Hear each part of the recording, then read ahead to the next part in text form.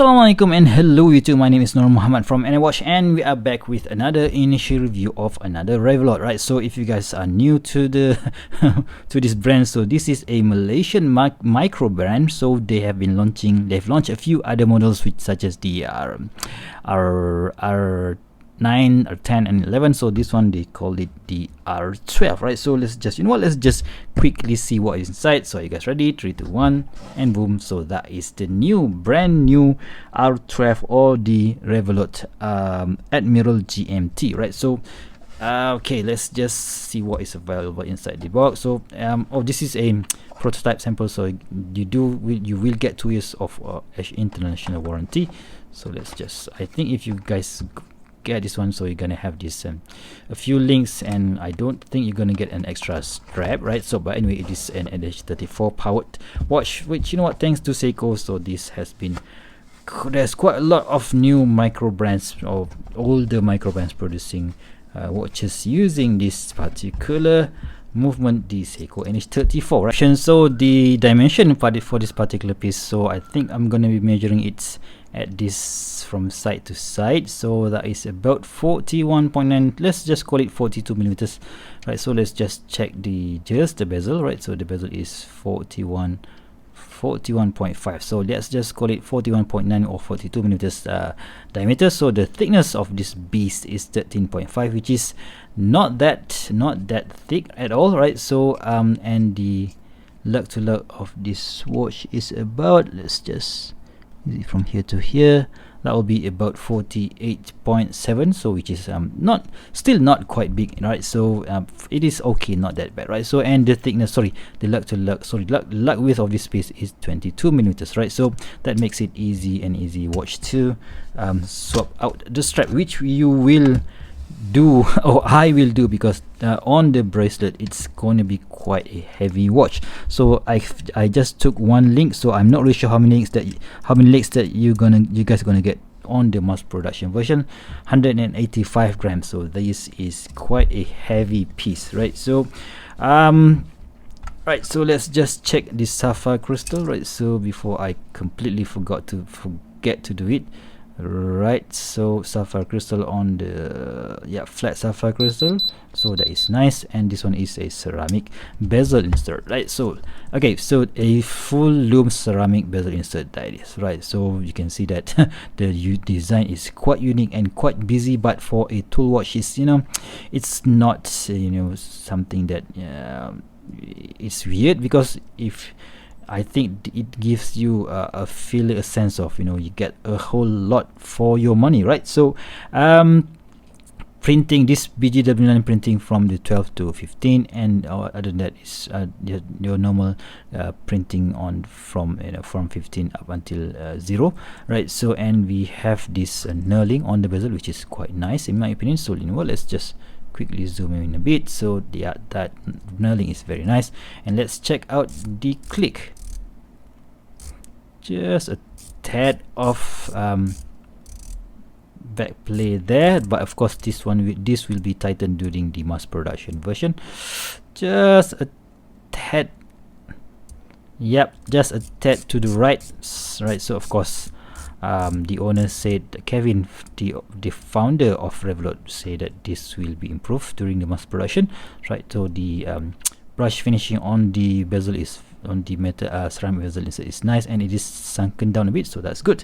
And let's see what else that Kevin mentioned about this particular, the things that they will improve during the mass production version, right? So the lume, right? So the lume on the dial, and also on the dial basically will be improved, because this one is featuring a BGW9 Super Luminova, so it looks a bit weak, but trust me, it is still a great lume application, right? So the dial, right? So let's talk a bit more about the dial, right? So this one, it has this, what do you call this, a radar look or a spiral look to the dial, which is very nice. It's not really that obvious here, but if you go for another different color version, so I put here somewhere here, so there will be a few other colorways as well. So let's just quickly browse through. So there's a storm steel, storm steel version, and there is also which has this blue hue with white indices and white bezel insert. We have this Arctic Luminova steel, which is this one, right, the white colored version with the BGW9 Super Luminova, and we have the Army steel with a green dial, which it's nice C3 Super Luminova application there, and we have this dark side steel, so with this black, red and white combination that looks cool as well, and we have this Dune Luminova steel, which has this a bit brownish dial color with the orange accent.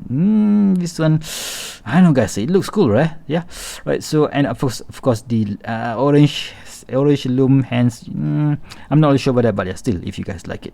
And we have this Glacier Luminova steel, where we have this, some kind of a Tiffany blue dial, which looks cool, and we have this gray Storm Meteorite steel with, of course, meteorite dial, and we have this Molten steel with this beautifully done orange, you see that orange, what do you call this, orange spiral dial, or is it looks like a sonar dial, so which it looks cool, right? So anyway, the Admiral GMT. So what does the Admiral stands for? It is basically a name of a ship, so I will try to find the ship picture if I could, but the inspiration, you see those hands, right? The hands, the minute hands, and also the hour hands, that is basically how the ship looks like, which is interesting, right? So yeah, I haven't seen anybody, any other watchmaker doing that this style of hands, so hence making it a very, very unique watch in my opinion, right? So the GMT hand, the second hand is, it's nothing really interesting there, so it's just a plain polish hands there, but the GMT hands, right, so it is a bit too small, and this one is also one of the things that Revelot will improve during the mass production version, right? So you can see that the chaptering is very, very nice, so it looks like it looks like a sonar radar here, where the second hand is the thing that that scans the whole thing, right? So whole thing when you are underwater, and you have this chaptering, so we have this 24-hour GMT markings, which makes this an effectively 2 time zone watch, right? So the date wheel is currently in black, but it will be in white in the mass production version, so I think I can go either way. So, but of course, having a white date wheel matches this huge step dial here, so yeah, that is okay for me, right? So, and let's just confirm the crown here. I totally forgot to measure the crown. The crown is about 7 millimeters, so easy to use. And let's just check out the hand winding.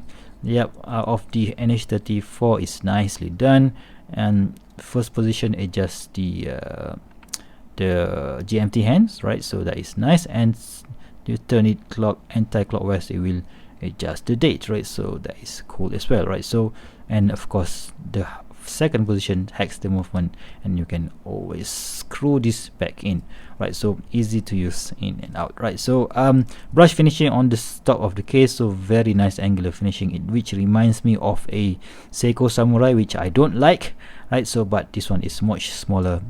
I cannot wear a Samurai, but this one, any time of the day. So engraved finishing on this, this is the Revelot logo on the crown, which is situated at 4 o'clock ish, or is it 4:10? 4 o'clock, let's just call it a 4 o'clock crown. And the case back, right? So the case back, Kevin mentioned, the owner of Revelot mentioned to me that the case back now is using this etching, so they will be using an engraving finishing, so this embossed 3D pattern, which looks cool, right? So of course, screw down case back, because this is a 200 meters of water resistance watch, right? So let's talk about the bracelet. Of course, one review, I think ZK mentioned that he don't really like this flat end links. He mentioned that this should have been fixed and linked. But when I asked Kevin why did he choose this design, because his reply to me is, we are all watch enthusiasts, so chances are this is not the only watch that you have in your collection. So by doing this straight and link bracelet, you can always take off this bracelet and put it on another watch as well. And yeah, I think I agree with him on that, right? So because yeah, you can always use this on, say, for you know, for your Seiko tuna, sorry, Seiko tuna, yes, the Seiko turtle, and of course the Seiko samurai, right? So yeah, that is a very, very thoughtful of, you know, of Kevin. So I think that is good. And but he also mentioned that the gap between the links will be improved, so it will become much tighter. I don't think I think that would be this one. It should be okay, not that bad. So yeah, making it a bit tighter, maybe make it, we'll be making it a bit, you know, design. I'm not really sure whether that would be that will improve the design, but still, that is what the owner wanted to do, right? So these links, right, so currently it is using a split pins, but it will be a collar system instead in the mass production model, right? So and of course this Revelot printing, so engraving on the buckle, it will be made smaller than current design. And of course we cannot skip this excellent micro adjust system, where you have this push button here, right? So and you can adjust it to this is the outer position, right? So what you can do is you can pull this one and release the micro adjust. So and we have 5 micro adjust. So okay, I forgot to mention this one, the system that Kevin used is using this so this just one tiny bit metal here, and that thing articulates, which makes it, you know, much more easier to use compared to the one that is being used by, I think, Zelos, right? So yeah, I much prefer this one. So how many clicks? Let's just do 1, 2, 3, 4, right? So let's just confirm that again. So 1, 2, 3, 4. Right, so that is about 4 or 5 millimeters, right? So very, very nice system as well, right? So 22 millimeters tapering down to 20 millimeters. So if it tapers down to 18, that might be that will make this class much smaller, which I prefer. But yeah, still, as it is, no problems whatsoever. So yeah, dual push button here, and you can easily take it off, right? So dual quick release buttons here, so just pull this tab and you can swap it out to another strap, right? So not that you want to, I mean I want to, because it is quite a heavy bracelet, but yeah, still you can you can easily swap this to another 22 millimeters strap on that might be available in your collection, right? Quick wristwatch check. Today I'm wearing my Saint Martin SN000111, right? So an awesome watch, which of course has this brand new Saint Martin quick release system. So also not quick release, quick adjustment system, which is nice as well, right? So I might be comparing this quick release system soon, right? So this is how it looks on my skinny 6.75 inch wrist. Let's just zoom out a bit, and that is how it looks, right? So yeah, it looks, you know, oh my god, it looks so manly, it looks so rugged, looks so sporty. Yep. So but if you guys zoom in, yeah, not that big, so still you can't miss this thing, because it is heavy and it is loud. It's saying, look at me, I'm gorgeous, or I'm I'm an awesome beast, right? So yeah, let's just close this review, or initial review, with a loom check, right? So let's just do a loom check. So of course, full loom dial versus the applied indices. Of course, the Revelot is going to win. So you guys ready? 3, 2, 1, and yep, the Revelot absolutely, or Revelot Admiral GMT absolutely kills the Saint Martin. But do remember that this is a prototype, so this one will be improved for the mass production. And but still, even on the prototype stage, it looks so damn awesome, right? So next, let's talk about the biggest elephant in the room. So this one will be they will have a pre-order system on their Revelot website. So it will be starting from, let's just take a look at my notes here, for starting from $249 US for the silicone style strap, up until 339 because it has that, you know, that meteorite dial. But for the stainless steel version, it will start at about 295, and for that money, I think it is a no-brainer, especially it is because it is using the NH34 movement. So the Seiko that is using that particular movement will cost about $400 to $500 US for something that costs $100 or $150 less. In end, you got tons of spec for the money. I think this is a no-brainer. Of course, it will be selling for up to $286 for the meteorite version, but I think for even if you go for the basic model, it is a definitely a, you know, a bang for buck watch, right? So what do you guys think? Of course, I will be doing another full review or a much more detailed review on this particular piece, and I will also be doing another Malay language content for this particular piece, so do stay tuned for that, right? So if you guys like this video, please give me a big thumbs up, and if you want to see more future video reviews such as this one, please go ahead and subscribe to my channel. Until next time, I'll see you soon. Stay safe and bye bye.